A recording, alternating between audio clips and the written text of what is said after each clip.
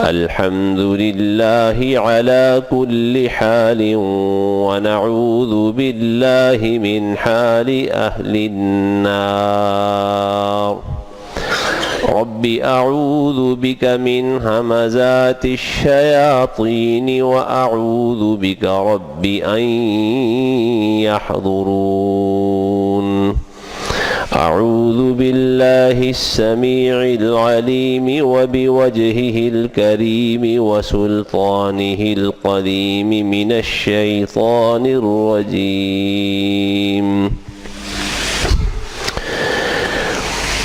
يا أيها النبي إنا أرسلناك شاهدا ومبشرا ونذيرا وداعيا إلى الله بإذنه وسراجا منيرا اے پیغمبر، بے شک ہم نے آپ کو بھیجا ہے گواہی دینے والا بنا کر اور خوشخبری سنانے والا اور ڈرانے والا بنا کر اور اللہ کی طرف دعوت دینے والا اس کے حکم کے ساتھ اور روشنی کرنے والا سورج بنا کر۔ نبی کریم صلی اللہ علیہ وآلہ وسلم کی خوبیاں، آپ کی صفات، آپ کے خصائص قرآن مجید اس سے بھرا پڑا ہے، اور احادیث نبویہ بھی اس سلسلے میں بہت کثرت سے موجود ہے۔ آپ کی سیرت کے بہت سارے پہلو ہیں، ان میں سے ایک پہلو لوگوں کو اللہ کی طرف بلانا اور دعوت دینا ہے۔ آپ داعی الی اللہ ہیں، اللہ کی طرف بلانے والے اور اللہ ہی کی طرف بلانے والے۔ رسول اللہ صلی اللہ علیہ وآلہ وسلم کی عظمت، آپ کی رفعت اور شان یہ کسی سے مخفی نہیں ہے۔ ہم سب مسلمان اس بات پر ایمان اور یقین رکھتے ہیں کہ ساتوں زمینیں اور ساتوں آسمان اور ان کے درمیان کی ساری مخلوقات کا جو مرتبہ، جو وزن ہے اللہ کے ہاں، رسول اللہ صلی اللہ علیہ وآلہ وسلم کی عزت اور شان اس سے بھی زیادہ ہے۔ تو اپنی ذات کی طرف اتنی شان اور رفعت ہونے کے باوجود بھی آپ دعوت نہیں دیتے تھے، آپ دعوت اللہ کی طرف ہی دیتے تھے۔ قُلْ هَذِهِ سَبِيلِي أَدْعُو إِلَى اللَّهِ، کہہ دیجئے کہ میرا تو راستہ یہ ہے کہ میں لوگوں کو اللہ کی طرف بلاؤں۔ تو آپ اللہ ہی کی دعوت دیتے تھے، داعی الی اللہ تھے، اللہ کی طرف دعوت دینے والے، بلانے والے۔ اور جس طرح زندگی کے دوسرے پہلوؤں میں آپ بے مثال تھے، آپ اسوہ حسنہ تھے اور عملی نمونہ تھے، اسی طرح دعوت دینے میں بھی نبی علیہ السلام اپنی مثال آپ تھے، آپ اسوہ حسنہ تھے، اور آپ کا اسوہ حسنہ امت کے لیے، ہمارے لیے دعوت کے عمل میں بھی ہے، دعوتی کام میں اور دعوتی میدان میں بھی ہمارے لیے ہمیشہ نمونہ اور اسوہ حسنہ رسول اللہ صلی اللہ علیہ وآلہ وسلم ہے۔ آپ نے بڑی جانفشانی سے اپنی عزت، اپنا مرتبہ اور مقام، خاندانی وجاہت، ذاتی جتنی بھی خوبیاں اور خصوصیات تھی، ان سب کو نبی کریم صلی اللہ علیہ وآلہ وسلم نے اللہ کی طرف دعوت دینے کے اندر کھپا دیا۔ کوئی کسی رکاوٹ کو رکاوٹ نہیں جانا۔ کافروں کی طرف سے جس قدر بھی رکاوٹیں کھڑی کی گئی، نبی کریم صلی اللہ علیہ وسلم نے کسی رکاوٹ کو تسلیم نہیں کیا۔ اللہ نے قرآن میں بار بار کہا کہ دیکھیے پیغمبر، لوگوں کی بات نہیں ماننی، لا تطع كل حلاف مہین، لا تطع المکذبین، یہ جو کئی مکذبین ہیں، جھٹلانے والے ہیں، ان کی بات نہیں ماننی۔ کیسے نہیں ماننی؟ ودوا لو تدہنوا فیدہنون، وہ چاہتے ہیں کہ آپ اپنے کام میں ذرا نرم پڑ جائیں، ڈھیلے ہو جائیں، اور پھر وہ بھی اپنے کام میں اپنے معاملات میں ڈھیلے پڑ جائیں. ان کی خواہش ہے کہ آپ ڈھیلے پڑ جائیں. آپ مداہنت اختیار کریں. مداہنت کے معنی ہے سستی، کوتاہی، فرائض سے غفلت برتنا، یہ مداہنت ہے. وہ چاہتے ہیں کہ آپ غافل ہو جائیں اور مداہنت برتیں، لیکن اے پیغمبر ان کی یہ خواہش پوری نہیں ہونی چاہیے. مداہنت نہیں کرنی. وَلَا تُطِعْ كُلَّ حَلَّافٍ مَّهِينٍ. یہ بڑے قسمیں اٹھانے والے، بڑے بڑے رسوا، گھٹیا اور بدنام زمانہ لوگ ہیں جو طرح طرح سے آپ کے راستے میں رکاوٹیں ڈالتے ہیں، آپ کو آپ کے مقصد سے ہٹانے اور کسی اور طرف متوجہ کرنے کی کوشش کرتے ہیں. لیکن ذرا ہوشیار ہو کے اور باخبر ہو کے رہنا ہے، ان کی بات نہیں ماننی. چنانچہ آپ نے کسی رکاوٹ کو رکاوٹ نہیں جانا.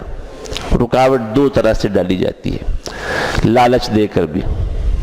لالچ دینا،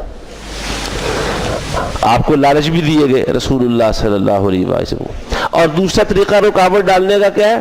ڈرانا، خوف زدہ کرنا. صرف ڈرانا ہی نہیں، زبانی دھمکیاں نہیں دینی، صرف خوف زدہ نہیں کرنا، بلکہ جن باتوں سے وہ لوگ ڈراتے اور خوف زدہ کرتے تھے وہ عملاً کر گزرے، کرتے رہے. اس سے کئی گنا بڑھ کر نبی علیہ السلام کو اذیتیں دی گئیں، آپ کو ستایا گیا، آپ کو ذہنی طور پر بہت برے طریقے سے مرعوب کرنے کی کوشش کی گئی. لیکن کسی بھی پہلو سے نبی کریم صلی اللہ علیہ وسلم نے ان کے آگے ہتھیار نہیں ڈالے، کمزوری اختیار نہیں کی، نہ ان کی طرف سے آنے والی پیشکش قبول کی، اور نہ رسول اللہ صلی اللہ علیہ وآلہ وسلم ان کے ڈرانے سے ان کے وجہ سے خوفزدہ ہی ہوئے کسی بھی پہلو سے. مشہور واقعہ سیرت میں موجود ہے کہ نبی علیہ السلام کو کہنے لگے اہل مکہ کہ اے محمد صلی اللہ علیہ وسلم، اگر آپ یہ چاہتے ہیں کہ آپ مکے کے بادشاہ بن جائیں تو یقیناً آپ اس لائق ہیں کہ آپ بادشاہ بنیں. آپ میں خوبیاں ہیں، ایسی صفات اور ایسی خصوصیات ہیں کہ آپ بادشاہ بن سکتے ہیں.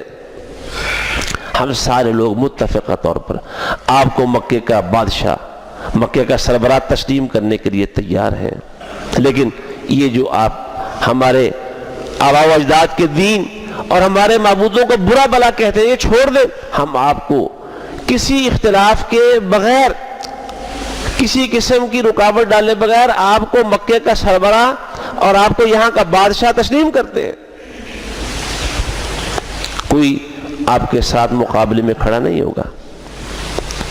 اور اگر آپ کو دولت چاہیے تو بتائیں کیا چاہیے؟ ہم دنیا کے خزانے جو ہمیں میسر ہیں سارے کے سارے آپ کے قدموں میں ڈھیر کر دیتے ہیں.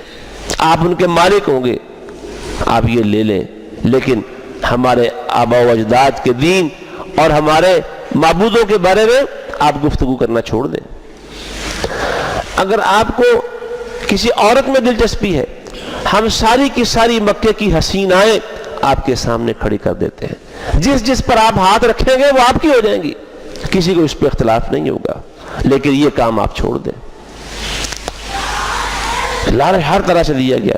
نبی کریم صلی اللہ علیہ وآلہ وسلم چونکہ اللہ کے نبی تھے، اور جو دعوت کا راستہ اور طریقہ اللہ نے آپ کے لیے متعین کیا تھا اسے چھوڑنے والے نہیں تھے. کیونکہ اللہ نے صفت کیا بیان کی ہے؟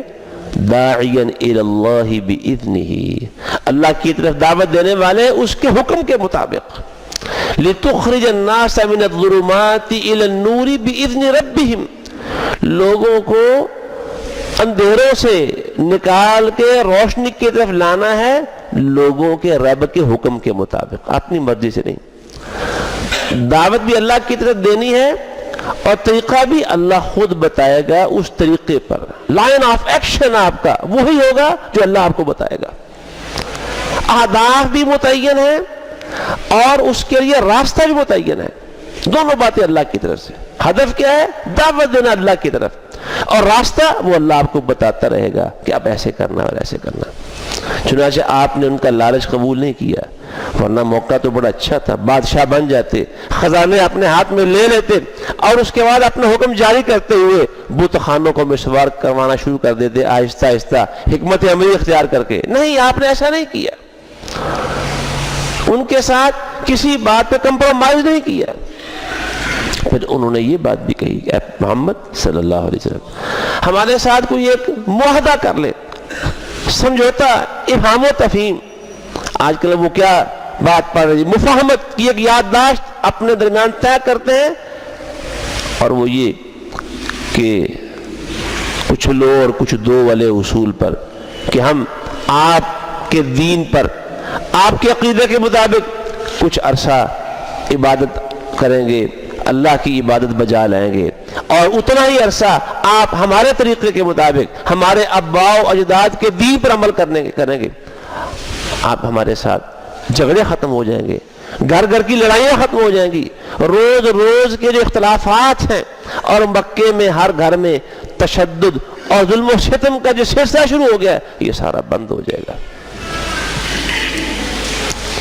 یہاں بھی آپ نے اپنی مرضی سے کچھ نہیں کہا, اللہ نے وحی اتار دیا, پیغمبر کہہ دیجئے اے کافرو لا اعبد ما تعبدون ولا انتم عابدون ما اعبد ولا انا عابد ما عبدتم ولا انتم عابدون ما اعبد ولا انا عابد ولا انتم عابدون ما اعبد لکم دینکم ولی دین. تمہارے اور میرے راستے جدا جدا ہیں, ان میں اتحاد نہیں ہو سکتا. یہ دو ایسی متناقض اور متضاد چیزیں ہیں, ایک دوسرے کی ضد ہیں, ان کا اکٹھا نہیں ہو سکتا. آگ اور پانی کا اکٹھا نہیں ہو سکتا, اجتماع ممکن نہیں. تمہارا راستہ اللہ کے ساتھ شرک پر مبنی, اور میرا راستہ اللہ سبحانہ و تعالیٰ کی خالص عبادت توحید پر مبنی ہے. یہ دونوں راستے اکٹھے نہیں ہو سکتے. یہاں سمجھوتا ممکن ہی نہیں, افہام و تفہیم کی تو کوئی 1% بھی یہاں اس کا امکان باقی نہیں ہے. لکم دینکم ولی دین, راستے جدا اور جدا ہے. تو دعوت دینے میں نبی کریم صلی اللہ علیہ وآلہ وسلم نے مثال قائم کی, اللہ نے آپ کو اسوہ حسنہ بنایا. آپ نے کسی طرح کا لالچ قبول نہیں کیا, کسی بھی طرح, کسی مصلحت کی بنا پر بھی, کسی مصلحت بینی اور مصلحت کوشی کا آپ صلی اللہ علیہ وسلم نے کبھی سوچا تک بھی نہیں تھا. پھر دیکھیں آپ مکہ مکرمہ کی زمین کتنی سخت زمین, ان لوگوں کی طبیعت ہے. جس طرح مکہ وادی غیر ذی زرع تھا, ابراہیم علیہ السلام نے کہا یا اللہ ایسی وادی اور ایسا خطہ جہاں زراعت کا, کھیتی باڑی کا نام و نشان تک نہیں, پانی بھی نہیں تھا وہاں, وہ بھی اللہ سبحانہ و تعالیٰ نے زمزم کی صورت میں یہاں کی آبادی کے لیے پہلے انتظام کر دیا. سخت زمین, لوگوں کی طبیعتیں بھی ایسی تھی, پہاڑوں کی طرح سخت اور خشک قسم کے لوگ, اور وہ اثرات آج تک بھی ہیں لوگوں کے, وہاں کے مقامی لوگوں کی طبیعتیں وہ پہاڑوں کی طرح سختی پائی جاتی ہے ان میں. نبی علیہ السلام نے سوچا کہ یہ علاقہ تو بڑا سخت واقع ہوا ہے, تو کسی اور نرم علاقے میں چلتے ہیں. طائف کا ارادہ کیا آپ نے کہ طائف کی پہاڑی پہ چلتا ہوں. نبی علیہ السلام وہاں گئے, آپ نے وہاں ہفتے سے زیادہ قیام کیا, وہاں کے سرداروں سے ملے, اور وہاں بھی اپنی دعوت ہی پیش کی آپ صلی اللہ علیہ وسلم. اللہ سبحانہ و تعالیٰ کی وحدانیت کا پیغام طائف والوں کو سنایا اور واضح کر دیا, تمام سرداروں کو اپنا پیغام سنایا. اور وہاں طائف والوں نے آپ صلی اللہ علیہ وآلہ وسلم کے ساتھ جو سلوک کیا وہ اہل مکہ سے بھی زیادہ گھناؤنا اور تشویشناک, پریشان کن تھا. اگر ہم وہ دعا جو طائف سے واپسی پر راستے میں نبی علیہ السلام نے کی تھی, اپنی بے بسی, اپنی کمزوری اور لوگوں کے ہاں اپنی ناقدری کے حوالے سے اللہ سے جو آپ نے جو عرض کی, اگر سیرت سے محبت, نبی علیہ السلام سے محبت کے رنگ میں اور اس کے دریا میں غوطے لگاتے ہوئے انسان وہ پڑے, ڈوب کر پڑے, تو کسی آدمی کی آنکھیں جو ہیں وہ نم ہوئے بغیر رہ نہیں سکتی. جو دعا آپ نے پڑھی, اتنا کرب اس کے اندر, اتنا درد اور اندر اتنی سخت تکلیف, لیکن نبی علیہ السلام نے وہ پتھر, مختلف روایات, سیرت ابن ہشام کی الگ روایات ہیں, دیگر مورخین اور سیرت نگاروں کی الگ الگ روایات ہیں. سیرت ابن ہشام میں ایک روایت کے اندر یہ لکھا کہ آپ صلی اللہ علیہ وآلہ وسلم پر سنگ باری, وہ پتھر برسانے کا سلسلہ طائف سے باہر 3 میل تک مسلسل جاری رہا. 3 میل تک وہاں کے لڑکے نبی علیہ السلام پر مسلسل پتھر برساتے رہے. آپ صلی اللہ علیہ وسلم نے نہ تو ان سے یہ کہا کہ میں نے جو بات آپ سے کی ہے غلط ہے اور میں اس سے رجوع کرتا ہوں, اپنے الفاظ واپس لیتا ہوں, اور نہ اس کے علاوہ کسی قسم کی اپنے موقف میں تبدیلی پیدا کی. پیغام تھا, پہنچایا, اور سارے ان کے ظلم اور ستم اپنی ذات پہ سہے اور برداشت کرتے ہوئے مکہ واپس آ جاتے ہیں. نبی علیہ السلام نے نہ تو لوگوں کی طرف سے پیش کیے جانے والے لالچ قبول کیے, اور نہ لوگوں کی طرف سے آپ کو جو تکلیفیں دی جا رہی تھیں, آپ کو ستایا جا رہا تھا, خوفزدہ کیا جا رہا تھا, نہ اس حوالے سے ہی نبی علیہ السلام نے ان کے سامنے اپنے ہتھیار ڈالے تھے. کیوں؟ اللہ کا حکم ایسے نہیں تھا. اللہ کا حکم ایسے نہیں تھا. اللہ نے فرمایا کہ پیغمبر, لوگوں کی تکلیفوں سے سینے میں کچھ تنگی اور گھٹن وغیرہ تو آتی ہے, لیکن اللہ نے یہ کتاب آپ پر اس لیے نہیں اتاری کہ آپ کسی مشقت میں اور کسی مصیبت میں پڑے, یا آپ نامراد ہو جائیں, ناکام ہو جائیں. ما انزلنا علیک القرآن لتشقى, یہ کتاب آپ کو دنیا میں ناکام و نامراد کرنے کے لیے نہیں اتاری گئی. الا تذکرۃ لمن یخشى, ڈرنے والوں کے لیے اس کتاب کو نصیحت اور یاد دہانی بنا کے بھیجا گیا ہے. الف لام میم صاد کتاب انزل الیک فلا یکن فی صدرک حرج منہ لتنذر به وذکری للمؤمنین. اے پیغمبر, یہ کتاب آپ کی طرف اتاری گئی ہے. اس کتاب کو پیش کرنے اور اللہ کی دعوت دینے میں مصیبتیں, تکلیفیں, پریشانیاں, رکاوٹیں, اور مصیبتیں بھی کیسی, قیامت خیز قسم کی, ہولناک, اور ان کی ہولناکی ہر آنے والے دن میں بڑھتی چلی جا رہی ہے. اس وجہ سے سینے میں کوئی گھٹن اور تنگی تو آتی ہے, لیکن اے پیغمبر فلا یکن فی صدرک حرج منہ, اس سے آپ اپنے سینے میں کوئی تنگی نہ پیدا کریں, بلکہ اپنا سینہ فراخ رکھیں, کشادہ رکھیں, اپنے آپ کو ہر طرح کی مصیبت اور صعوبت سہنے کے لیے تیار رکھیں اپنے آپ کو. لتنذر به, اس کے ذریعے آپ نے لوگوں کو خبردار کرنا ہے. وذکری للمؤمنین, اور ایمان والوں کے لیے اس میں نصیحت اور یاد دہانی کا سامان ہے. تو یہاں بھی پیغام کیا ہے, سرنڈر نہیں کرنا, ہتھیار نہیں ڈالنے, ان کی کوئی بات نہیں ماننی کسی بھی طرح سے, کسی بھی سطح پر. ان کی خواہش پوری نہیں کرنی. ان کی خواہش ہے کہ آپ ڈھیلے پڑ جائیں, لیکن ڈھیلے نہیں پڑنا. چنانچہ رسول اللہ صلی اللہ علیہ وآلہ وسلم ڈھیلے پڑنا تو دور کی بات ہے, کوئی موقع ضائع جانے دیتے ہی نہیں تھے. جہاں کہیں چند لوگوں کا اکٹھ ہوتا وہاں آپ پہنچ جاتے. انفرادی طور پر بھی گھر گھر جا کے, ایک ایک گھر آپ نے دستک دے دے کے, مکے کے قرب و جوار کی ساری بستیوں میں جا جا کے, مکے کے جتنے داخلی راستے تھے وہاں سے قافلے آتے تھے. حج کے موسم میں لوگ حج کرنے آتے تھے. مکے کے مختلف تجارتی بازار لگتے, وہاں لوگ آتے تھے تجارت کے لیے. وہاں کے ان کے جو میلے لگتے تھے, لوگوں کے میلے جاہلیت کے زمانے کے مختلف, وہاں کے آستانوں پر اور درگاہوں پر میلے لگتے تھے, وہاں بھی رسول اللہ صلی اللہ علیہ وسلم جاتے. اور یہ کام اس حوالے سے دیکھا جائے تو آج میرے جیسے لوگ, ماحول بنا ہوا ہو مسجد کا, لوگوں کو پتہ ہے جمعہ پڑھنے آنا ہے انہوں نے, یا کہیں نہ کہیں کسی مسجد میں اشتہارات کے ذریعے لوگوں کو بتایا جاتا ہے کہ فلاں خطیب فلاں مقرر اس موضوع پر خطاب کرنے کے, لوگ ذہن بنا کے سننے کے لیے آتے ہیں. ایک ماحول, پھر اس میں بڑا ایک مقررین کے لیے پروٹوکول, ان کا اکرام, عزت اور احترام, کھانے کا انتظام اور دیگر اس کے لیے لوازمات, پھر آنے جانے کے اخراجات. ایسے ماحول میں دعوت دینا, کون کس کا جی نہیں چاہتا کہ دعوت دے. کھانا اچھا ملے گا, لوگ سننے کے لیے بیٹھے ہوئے ہوں گے, اور اس کے ساتھ ساتھ مقرر کی حوصلہ افزائی کے لیے نعرے بازی بھی ہوگی, پھر جاتے ہوئے آنے جانے کا خرچہ بھی جیب میں ڈالا جائے گا. کون دعوت نہیں دے گا, کیونکہ رکاوٹ ہی کوئی نہیں ہے, مشکل ہی کوئی نہیں, لیکن وہاں رکاوٹیں ہی رکاوٹیں. آپ گھر گھر جا کے اکیلے اکیلے بندے کو دعوت دیتے, میلے ٹھیلوں میں جا کے دعوت دیتے, جہاں کہیں, حالانکہ قریش کی ہر مجلس میں اس اٹھنے والی نئی دعوت کے خلاف سازشیں ہو رہی ہوتی تھی. ہر محفل کے اندر جہاں کہیں 4-6 لوگ سر جوڑ کے بیٹھے ہیں, اسی دعوت کو ڈسکس کیا جاتا ہے. رسول اللہ صلی اللہ علیہ وسلم, آپ کا دین, آپ پر آنے والی وحی, آپ کے ساتھی, اور اس دعوت کو مٹانے کے لیے وہاں معاہدے ہو رہے ہیں, سازشیں ہو رہی ہیں, منصوبہ سازیاں ہو رہی ہیں. اس کے باوجود نبی علیہ الصلوۃ والسلام ان کا ڈر خوف ذہن سے نکال کے وہاں بیٹھ جاتے. سورہ حامیم السجدہ کی تفسیر کے آغاز میں مفسرین نے ایک واقعہ لکھا ہے کہ نبی علیہ الصلوۃ والسلام قریش کی ایک مجلس میں گئے. یہ واقعہ غالباً پہلے بھی یہاں سنایا ہوگا کسی نہ کسی خطبے میں.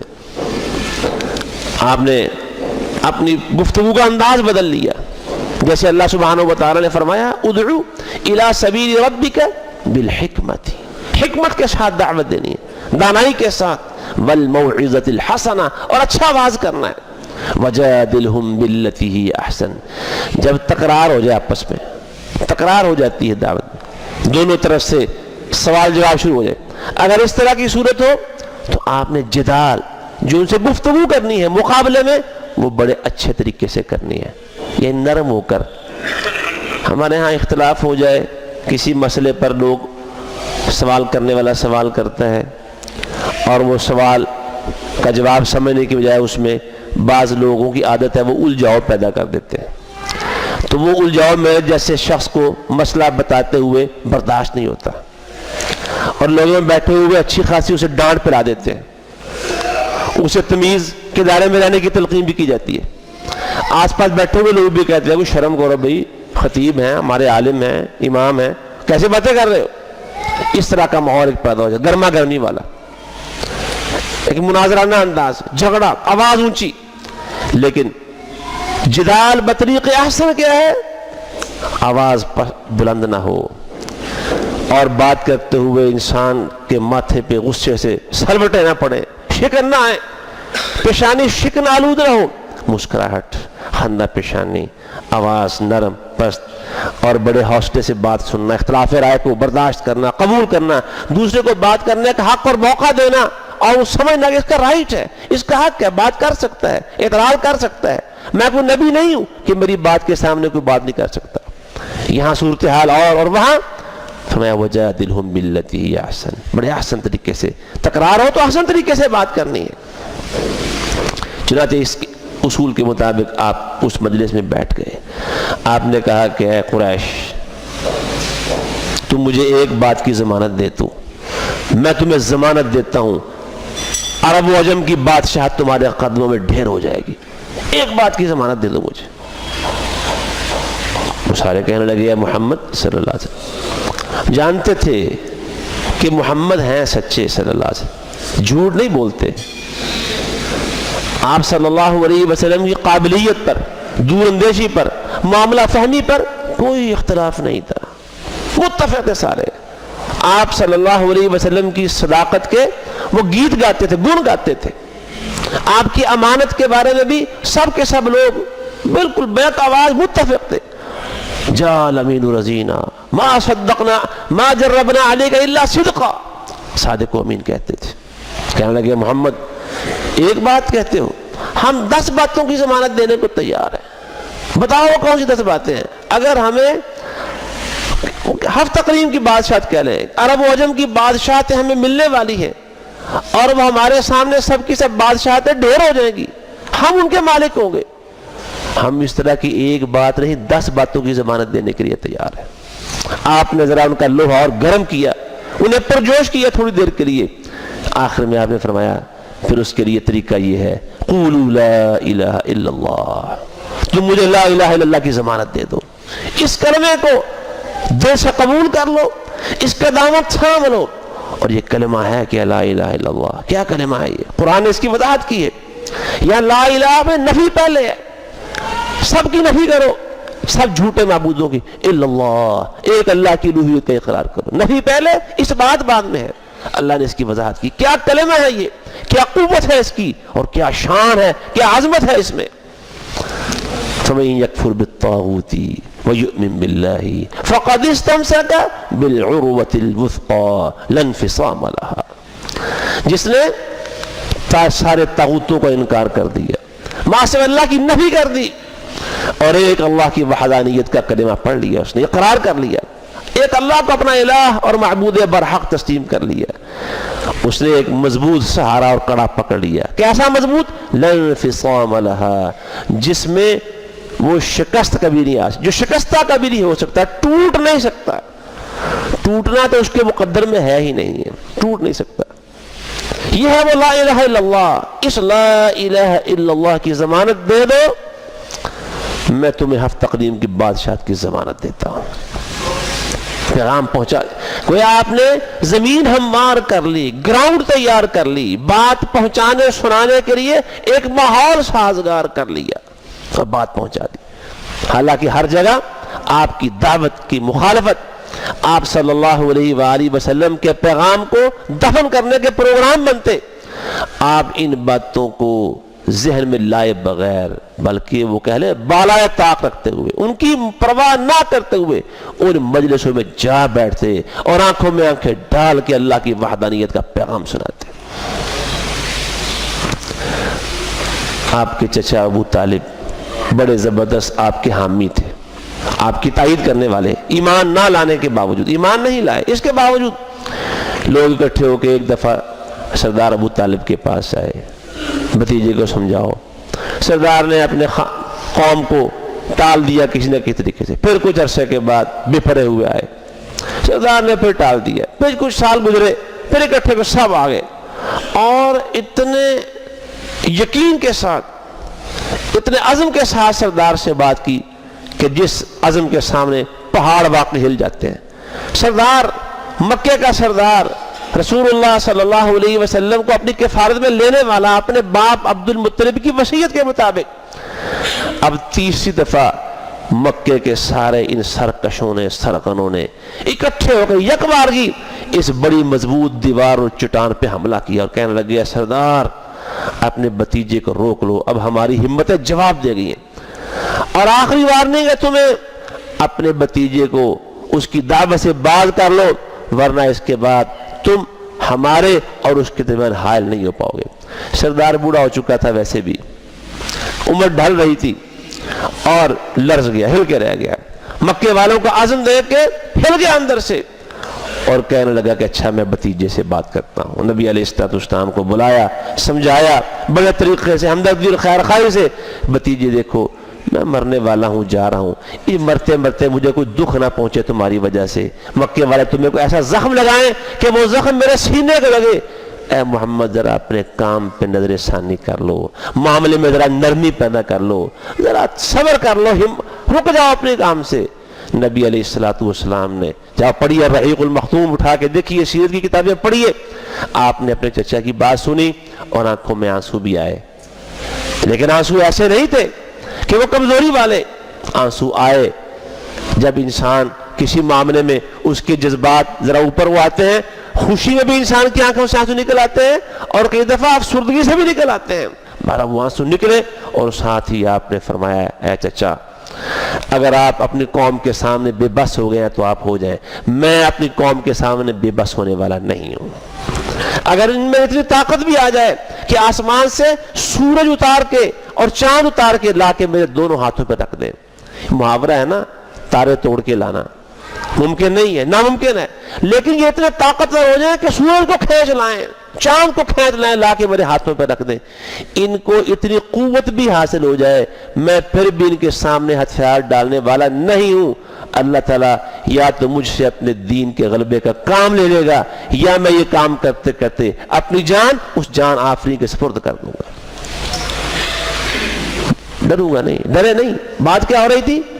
نہ لالچی رکاوٹ بنا اور نہ ان کی دھمکیاں، اور ان کی طرف سے نبی کریم صلی اللہ علیہ وآلہ وسلم کو جو ڈرایا دھمکایا جا رہا تھا، یہ بات ہی نہ ترغیب اور نہ ترہیب، کوئی چیز بھی آپ کے راستے کی رکاوٹ نہیں بنی۔ یہ رسول اللہ صلی اللہ علیہ وآلہ وسلم کا اسوہ حسنہ جیتا جاگتا اور زندہ موجود ہے، اللہ نے اسے ہمارے لیے محفوظ رکھا ہوا ہے۔ آج ضرورت اس بات کی ہے ہم نبی کریم صلی اللہ علیہ وسلم کی دعوت کو سمجھیں، اور دعوت میں یہ بھائیو ہماری ذمہ داری ہے، میری اور آپ کی ذمہ داری ہے، ہم داعی بن جائیں, نبی علیہ الصلوۃ والسلام کے امتی ہونے کا حق ادا کرنے کی کچھ کوشش کریں, داعی بنیں, دعوت کو سمجھیں آپ کی دعوت کیا تھی اور آپ کا دعوتی عمل اور طریقہ کار کیا تھا, کیسے دعوت دیتے تھے, انداز کیا تھا.